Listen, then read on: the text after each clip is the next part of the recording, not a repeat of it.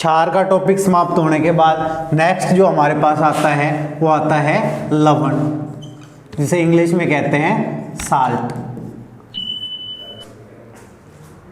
भाई हमने पीछे क्लासों में पढ़ा है जिसका स्वाद खट्टा हो उसे हम क्या कहते हैं, अम्ल कहते हैं। जिसका स्वाद कड़वा हो उसे क्या कहते हैं, क्षार कहते हैं। लेकिन जिसका कोई स्वाद ही नहीं उसे हम क्या कहें, तो क्या कहलाते हैं, लवण कहलाते हैं। जिसका स्वादहीन हो, स्वाद नहीं हो मतलब स्वादहीन हो। तो पहली प्रॉपर्टी यही आ जाती है जो टेस्टलेस हो। दूसरी चीज आ जाती है कि जिसका पीएच मान 7 हो, जिसका पीएच मान 7 हो। मतलब जैसे हमने पीएच स्केल पढ़ी थी 0 से 7, 7 से 14, तो 7 से नीचे वाले हम अम्ल की श्रेणी में रखते हैं, 7 से ऊपर वाले हम क्षार की श्रेणी में रखते हैं, और 7 वाले जो बच गए उनको कहाँ रखें, तो 7 वाले जो होते हैं वो किस में आते हैं, लवण में आते हैं, क्षार में आते हैं। तो जिसका पीएच मान 7 हो उसे हम क्या कहते हैं, लवण कहते हैं। तीसरी बात आती है जो अपने पास आयन नहीं रखता हो, मतलब न्यूट्रल हो, उदासीन हो, जिसके पास किसी भी प्रकार का कोई आयन नहीं रहता हो, क्या होते हैं, न्यूट्रल होते हैं। तो लवण क्या होते हैं, न्यूट्रल होते हैं। इसके अलावा लिटमस पेपर पर कोई प्रभाव नहीं डालते। लिटमस पेपर पे डालेंगे तो जैसा लिटमस पेपर है वैसा ही रहेगा, लिटमस पेपर पे कोई भी प्रभाव नहीं पड़ेगा। इसके अलावा विद्युत के कुचालक होते हैं, विद्युत के कुचालक होते हैं। तो ये प्रॉपर्टीज जो पता लगती है किसके बारे में, लवण के बारे में, कि भाई जिसका कोई स्वाद न हो, जिसका पीएच मान 7 हो, जो अपने आप में न्यूट्रल हो, और लिटमस पेपर पे कोई प्रभाव नहीं डालता हो, विद्युत का कुचालक हो, उसे हम क्या कहते हैं, साल्ट कहते हैं, लवण कहते हैं। तो इसमें एक एक करके हम लवण के बारे में पढ़ेंगे। सबसे पहले जो हमारे पास आ जाता है वो आ जाता है बेकिंग सोडा। बेकिंग सोडा आपसे पूछेगा बेकिंग सोडे का रासायनिक नाम, बेकिंग सोडे का रासायनिक नाम क्या होता है। तो बेकिंग सोडे का रासायनिक नाम पूछ लिया जाए आपसे तो उसमें रहेगा sodium, sodium bicarbonate, bicarbonate. Baking सोडे का रासायनिक नाम पूछ लिया जाए आपसे तो बेकिंग सोडे का रासायनिक नाम क्या होता है, सोडियम बाइकार्बोनेट। और बेकिंग सोडे का रासायनिक जो सूत्र होता है वो पूछ लिया जाए आपसे कि बेकिंग सोडे का रासायनिक सूत्र क्या होता है, NaHCO3, NaHCO3। उसके बाद पूछ लिया जाए कि बेकिंग सोडे का यूज किसके अंदर किया जाता है, तो आपसे पूछ लिया जाए कि अग्निशमन में फायर एक्सचेंजर में किसका प्रयोग किया जाता है, तो बेकिंग सोडा का। अग्निशमन मतलब आग बुझाने में किसका प्रयोग किया जाता है, तो भी आपका आंसर क्या रहेगा, सोडियम बाइकार्बोनेट।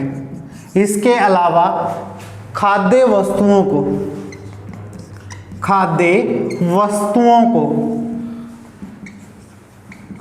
नरम बनाने के लिए, खाद्य वस्तुओं को नरम बनाने के लिए किसका प्रयोग किया जाता है, तो भी आपका आंसर क्या रहेगा, बेकिंग सोडा या सोडियम बाइकार्बोनेट। इसके अलावा पीछे एक क्वेश्चन पूछा गया था रेलवे के अंदर कि मधुमक्खी के काटने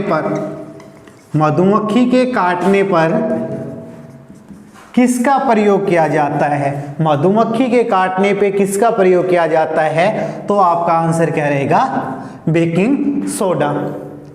मधुमक्खी के काटने पर किसका प्रयोग किया जाता है, बेकिंग सोडे का।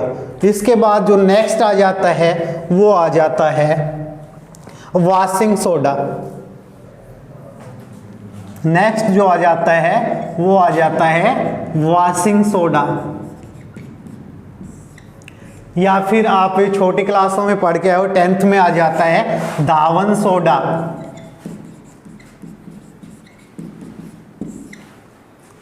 वॉशिंग सोडा मिल जाए या फिर धावन सोडा मिल जाए। आपसे पूछ लिया जाए कि वॉशिंग सोडे का रासायनिक नाम क्या होता है, तो सोडियम कार्बोनेट।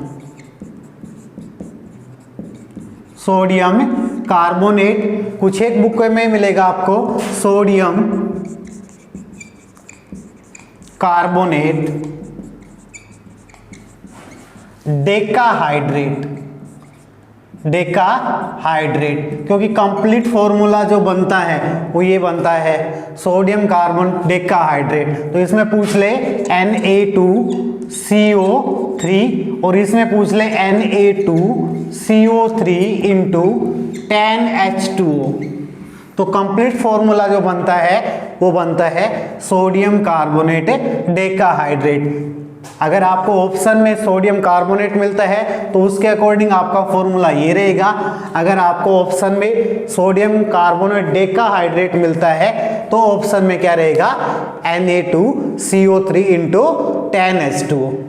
फिर आपका आंसर रहेगा Na2CO3 10H2O।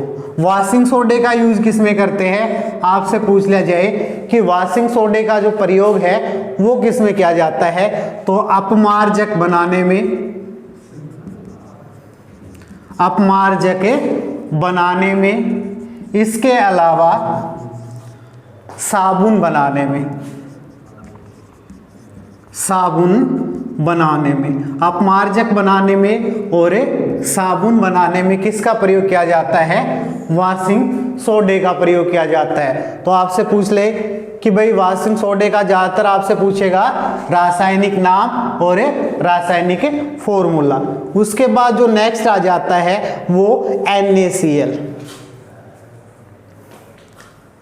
NaCl मतलब साधारण नमक, साधारण नमक NaCl।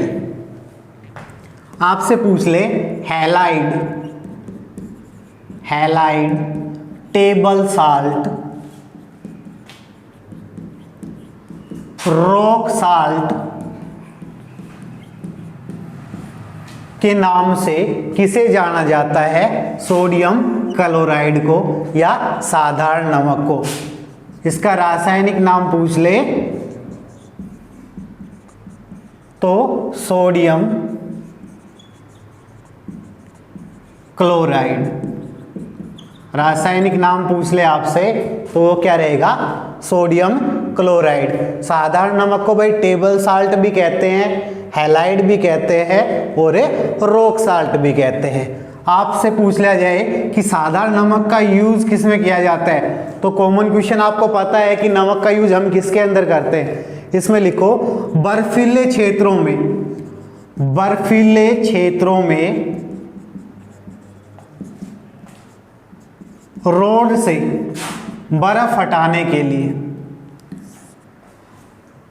बर्फीले क्षेत्रों में रोड से बर्फ हटाने के लिए, क्योंकि जब बर्फीला क्षेत्र होता है तो रात के समय उस रोड पे व्हीकल तो चलते नहीं, व्हीकल नहीं चलते तो उस रोड के ऊपर क्या है, बर्फ जम जाती है। अब आप उस पे व्हीकल चलाओगे तो व्हीकल चलेगा नहीं, क्योंकि बर्फ होने के कारण क्या है, फ्रिक्शनल फोर्स नहीं मिलेगा, जिस कारण से इसको हटाया जाता है। तो इसको हटाने के लिए वहां पे नमक छिड़का जाता है बर्फ के ऊपर। तो इसलिए क्वेश्चन आता है कि बर्फीले क्षेत्रों में रोड से बर्फ हटाने के लिए किसका प्रयोग किया जाता है, साधारण नमक का।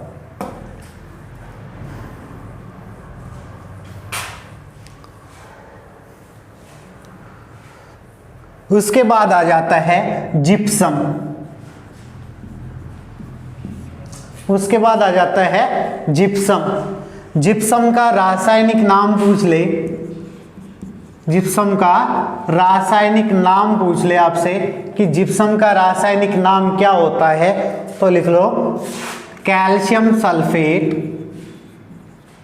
Calcium sulphate dihydrate, calcium sulphate dihydrate. और रासायनिक सूत्र पूछ ले कि भाई जिप्सम का रासायनिक सूत्र क्या होता है, तो जिप्सम का रासायनिक सूत्र पूछ ले आपसे, तो उसमें आपका आंसर रहेगा CaSO4 into 2H2O, CaSO4 into 2H2O। अब जिप्सम का यूज किस में किया जाता है, आप एक क्वेश्चन पढ़ते हो कि सबसे कम उपजाऊ मिट्टी कौन सी होती है, लाल मिट्टी।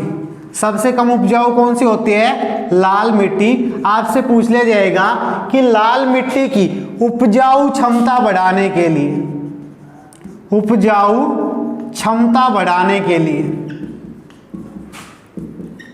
लाल मिट्टी की उपजाऊ क्षमता बढ़ाने के लिए किसका प्रयोग किया जाता है, जिप्सम का। या इसी क्वेश्चन को दूसरे तरीके से ऐसे पूछता है कि मिट्टी की क्षारीयता दूर करने में, मिट्टी की क्षारीयता दूर करने में किसका प्रयोग किया जाता है, जिप्सम का प्रयोग किया जाता है। इसके अलावा सीमेंट बनाने में किसका प्रयोग किया जाता है, जिप्सम का। और पीओपी बनाने में भी किसका प्रयोग किया जाता है, जिप्सम का। तो जिप्सम के अंदर आपसे पूछ ले कि जिप्सम का रासायनिक नाम क्या होता है, कैल्शियम सल्फेट डाइहाइड्रेट। जिप्सम का रासायनिक सूत्र क्या होता है, CaSO4 इंटू 2H2O। और जिप्सम का यूज किस में करते हैं, तो मिट्टी की उपजाऊ क्षमता बढ़ाने में, मिट्टी की क्षारीयता दूर करने में, सीमेंट बनाने में और पीओपी बनाने में। इसके बाद जो आ जाता है वो आ जाता है POP, that means plaster of Paris. POP, plaster of Paris, plaster of Paris, POP. उसके बाद आ जाता है पीओपी का आपसे रासायनिक नाम पूछे, पीओपी का रासायनिक नाम पूछ ले आपसे कि पीओपी का रासायनिक नाम क्या होता है, तो कैल्शियम सल्फेट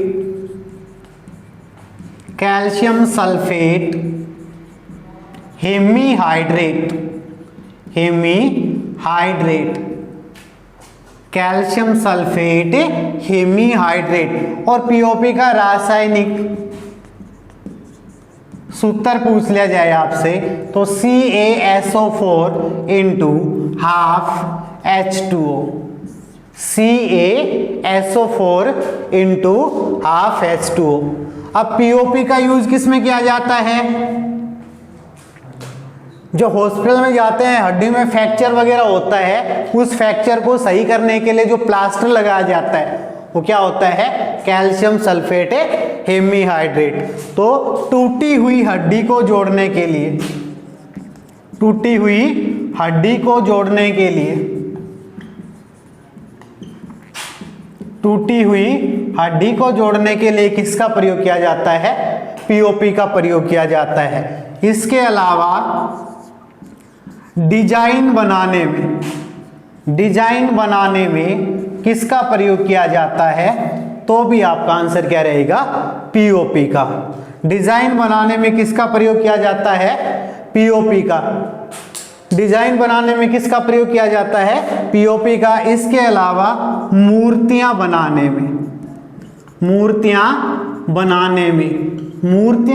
में भी किसका प्रयोग किया जाता है, पीओपी का। तो पीओपी का पूछ लिया जाए रासायनिक नाम कैल्शियम सल्फेट हेमीहाइड्रेट, रासायनिक सूत्र CaSO4 हाफ H2O। और इसका यूज किस में करते हैं, टूटी हुई हड्डी को जोड़ने के लिए, डिजाइन बनाने के लिए और मूर्तियां बनाने के लिए। इसके बाद जो नेक्स्ट आ जाता है वो हमारे पास आ जाता है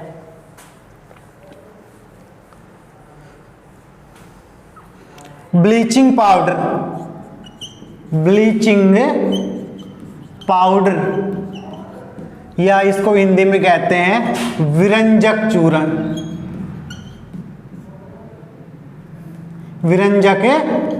चूर्ण।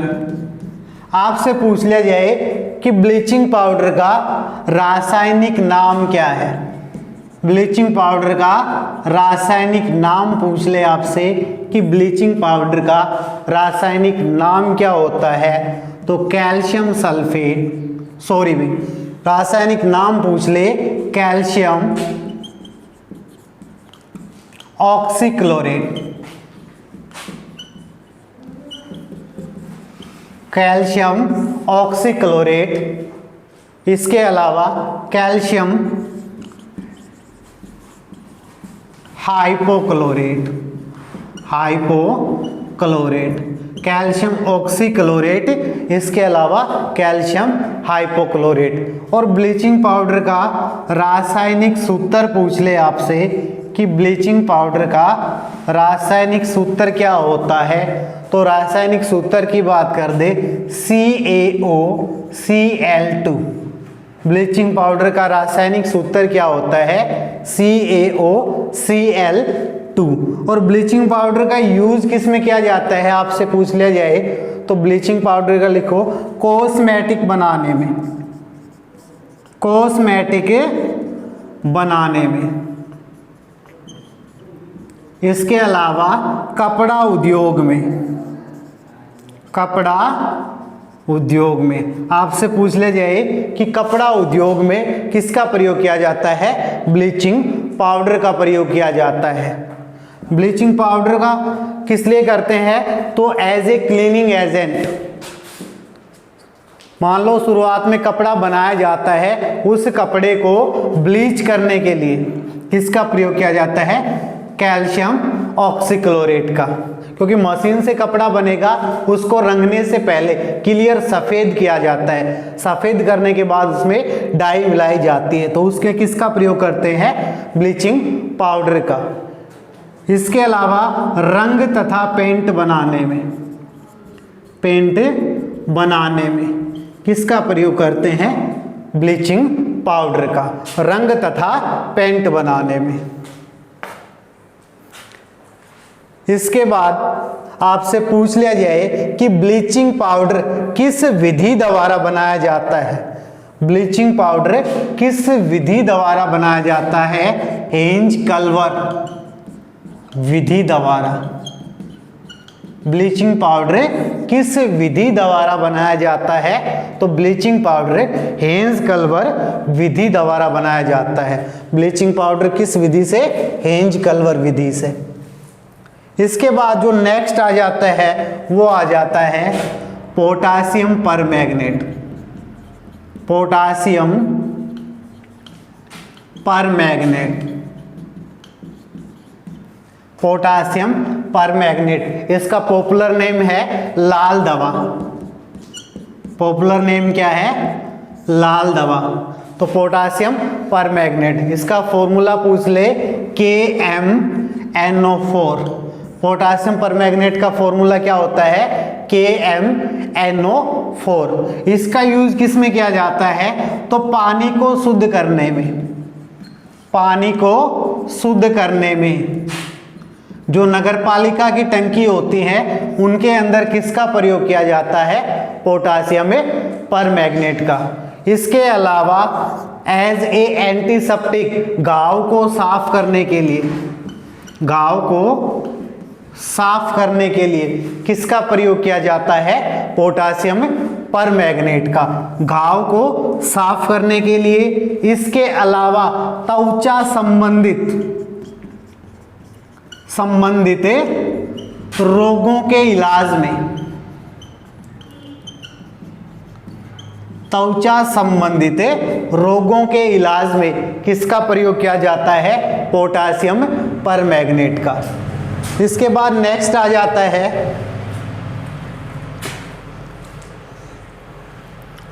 Potash alum, potash alum.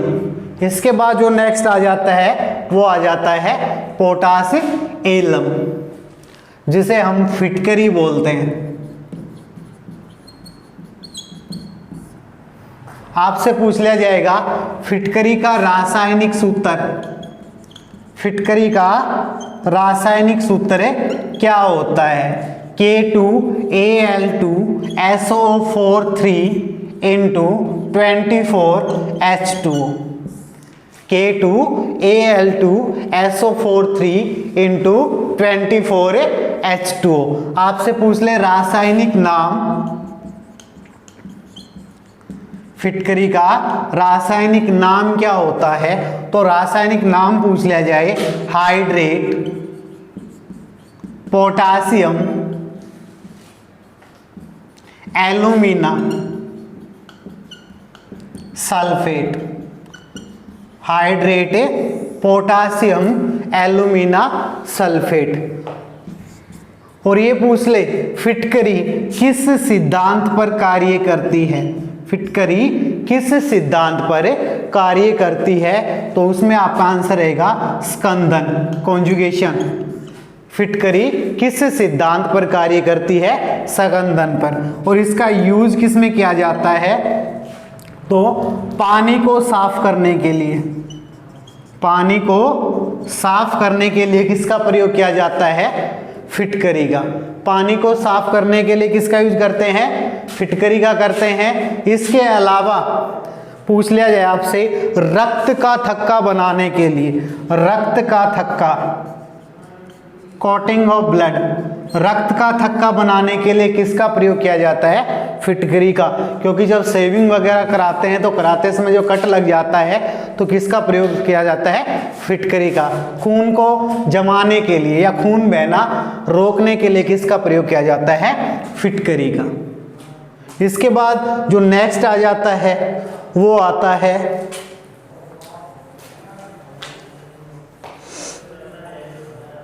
Potassium nitrate. Potassium nitrate, KNO3। Potassium nitrate आए तो लिखो विस्फोटक पदार्थ बनाने में, विस्फोटक पदार्थ बनाने में। इसके अलावा गन पाउडर बनाने में, गन पाउडर बनाने में, गन पाउडर बनाने में भी किसका प्रयोग किया जाता है? पोटासियम नाइट्रेट का। तिल्ली पर लगने वाला रसायन, तिल्ली पर लगने वाला रसायन कौन सा होता है? तो भी आपका आंसर क्या रहेगा? Potassium nitrate. तिल्ली पे लगने वाला रसायन कौन सा होता है? Potassium nitrate. इसके अलावा बारूद बनाने में किसका प्रयोग किया जाता है? तो भी आपका आंसर क्या रहेगा? Potassium nitrate. इसके बाद जो लास्ट आ जाता है वो आ जाता है सोडियम बेंजेट। सोडियम बेंजेट। सोडियम बेंजेट का फॉर्मूला पूछ ले आपसे तो सोडियम बेंजेट का फॉर्मूला होता है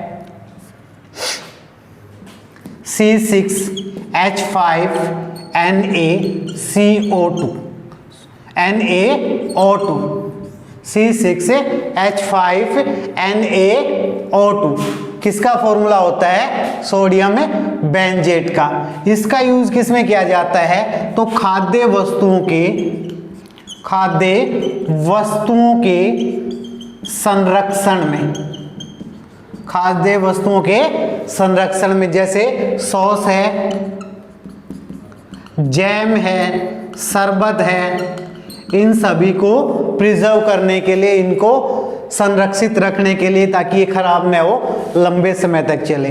तो ये आपका साल्ट का टॉपिक था।